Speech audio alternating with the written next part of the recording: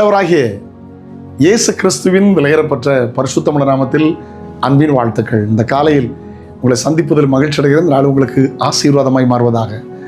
நஷ்டத்திலும் கர்த்தரை துதியுங்கள், கஷ்டத்திலும் கர்த்தரை துதியுங்கள், லாபத்திலும் கர்த்தரை துதியுங்கள், நஷ்டத்திலும் கர்த்தரை துதியுங்கள். ஹல்லேலூயா. இழப்பிலும் அவரை துதியுங்கள். ஆமீன். எல்லாவற்றிலும் அவரை துதியுங்கள்.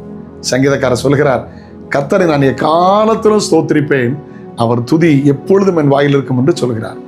கர்த்தருக்கு ஸ்தோத்திரம். யோபுடைய வாழ்க்கையில எல்லா நஷ்டம், 10 பிள்ளைகளும் செத்து போனாங்க. மனைவியை பார்த்து சொல்றார், வியாதி ஒரு பக்கம், வறுமை ஒரு பக்கம், பொருளாதார நஷ்டங்கள்.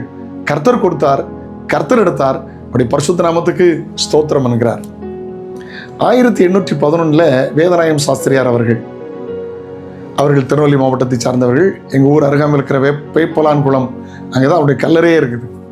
அவங்க இலங்கைக்கு குடும்பமாக ஒழித்து போனாங்க. ஒரு வீடு எடுத்து தங்கியிருந்தாங்க. தன்னுடைய துணிகள் எல்லாம் ஒரு செலவை காரணத்திலே துவைக்க கொடுத்திருந்தார்கள். அவன் சொன்னால், ஐயா என்னை மன்னித்து விடுங்கள், துணியெல்லாம் களவு போய்விட்டது என்றார். இவர் ஊழியம் தடைப்பட்டது, அது நல்ல வஸ்திரம் இல்லை. அந்த நேரத்தில் இந்த பாட்டு பண்ணாராம், நெஞ்சே நீ கலங்காதே,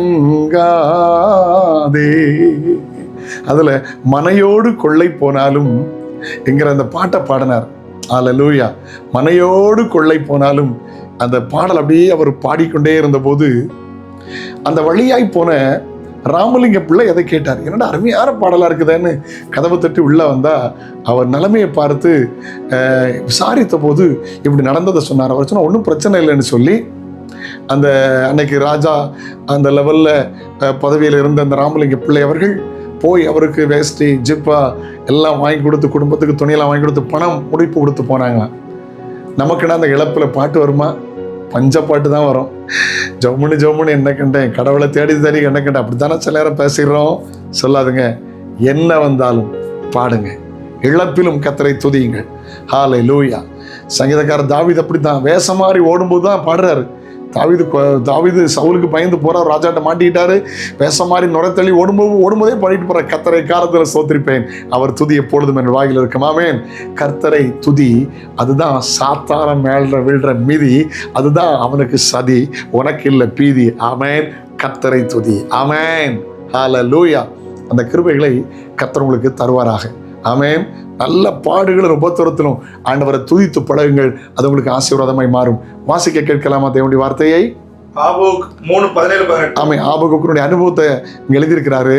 அத்திமரம் துளிர்விடாமல் போனாலும், அது துளிர்க்க விடாட்டாலும் பரவாயில்ல, திராட்சை செடியில் பழம் உண்டாமல் போனாலும், ஒலிவ மரத்தின் பலன் அற்று போனாலும், வயல்கள் தானியத்தை விளைவியாமல் போனாலும், பஞ்ச காலமா இருந்தாலும் நான் கர்த்தருக்குள் எப்படி இருப்பேன்? மகிழ்ச்சியா இருப்பேன், என் ரட்சிப்பின் தேவனுக்குள் களி கூறுவேன். இதுதான் உண்மை கிறிஸ்தவம். எல்லாம் இருக்கும்போது மகிழ்ச்சியா இருப்பதல்ல, துதிப்பதல்ல. இழப்பே வந்தாலும் நஷ்டமே வந்தாலும் துதியுங்கள், ஆசீர்வாதத்தை பெறுவீர்கள். அப்படிப்பட்டவங்களை அவங்களை மாற்றுவார். உங்களை மாற்றிக்கொள்ளுங்கள். ஜெபிக்கலாம. தகப்பனே, எந்த சூழ்நிலையிலும் கர்த்தரை துதித்து ஆராதிக்க கிருபை தாரும். இயேசுவின் நாமத்தில் ஜெபங்களும் பிதாவே.